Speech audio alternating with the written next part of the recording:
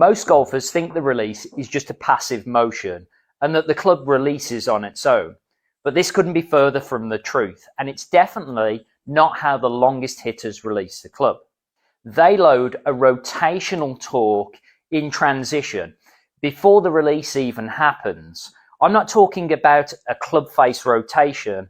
I'm talking about the club rotating around the hands, mainly on the frontal plane. This creates angular acceleration, which allows the club shaft and the club head to move explosively. When we look at the bombers on tour, such as Rory and Bryson, they'll generate a shaft speed maximum in excess of 2,300 degrees per second. And the quicker your club shaft moves, the quicker your club head moves. Well, here are two keys to help you add more torque before the release happens. The longest hitters increase lead wrist hinge angle as they work in the downswing transition.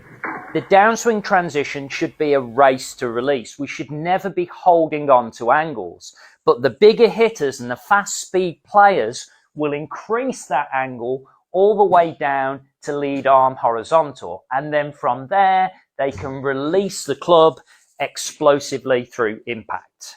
The release is a rotation of the club around the hands, mainly on the frontal plane. But that plane is tilted with the driver to around 40 to 50 degrees.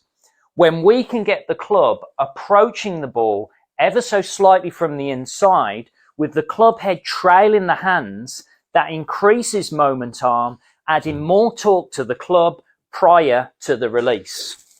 Creating this explosive release is something that we focus on in the Project 120 mph program. Click the link to find out more, and be sure to save this video for future reference.